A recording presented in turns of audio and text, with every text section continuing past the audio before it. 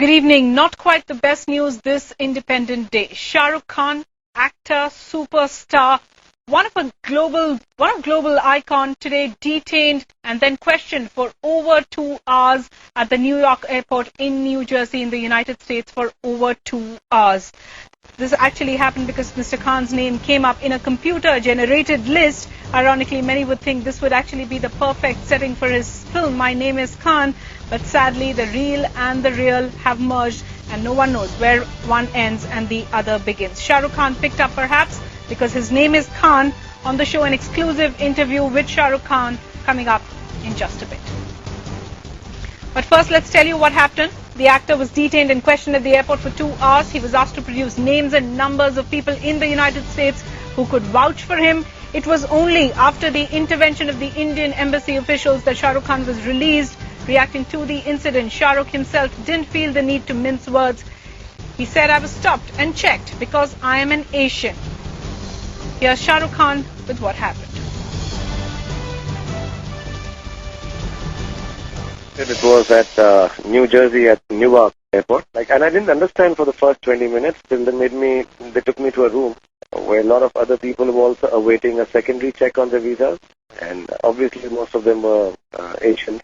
So then I asked him, I said, why is this happening? There was this young girl next to me. She said, because, they are just wanting to trouble you. And I think they kept on telling me that, so they need to follow a procedure. So it took them an hour and a half, 2 hours. They kept on asking me questions if I could give them any relevant numbers in America that they can contact. And they were just like, where am I staying? Can I give telephone numbers of people who I know in America they can call and vouch, who would vouch for me? So I did speak about, I just finished a deal with the Fox people, so I gave their name and some other people who done a production here. Right. Because I was here last month. So I said, I kept on giving numbers, they kept on keeping the numbers. They wanted to know what am I coming here for, what am I doing, and what do I do otherwise. So I explained to them, and there were people who were taking my autographs and everything, but they kept on asking. They just said, you can't use the phone in this area. So I kept telling them, can I just make one call? Because finally my bags were it was a bad day. So my bags didn't land up. So they said, we have to check your bags. So I was alone and I was feeling a little awkward with all this happening. So I just keep quiet. I don't say anything lest they get disturbed. But they were not rude. They were just kept on asking me questions. And I'm sorry I have to say this, but the questions were silly and unrelated. Give us a number, give us the hotel you're going to. So I say everything is in there in my immigration form. All the papers are there. All the P3 visa things were there. I had a whole file.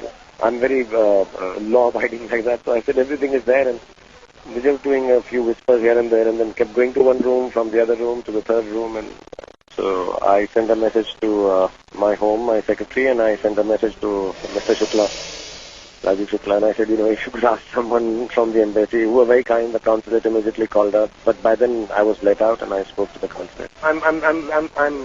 It hurts your self-respect a bit, and I would not like it to make it an ego issue. But it does hurt your self-respect. And you're like, listen, one can avoid being subjected to this by avoiding as much work that is, that you can avoid coming here. I did feel bad for a lot of people who were sitting there in that room. And I felt less angry because, we were all in the same boat or the same room. Yeah, it is not nice.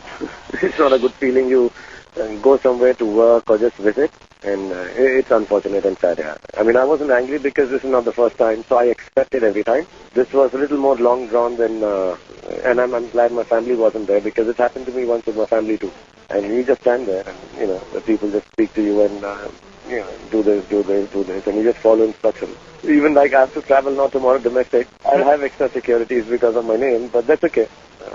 I understand that, but one would rather not have that because anywhere else, God's been very kind. Wherever I go, people do treat me very well, and I get little taken aback, and I'm a shy and scared traveler.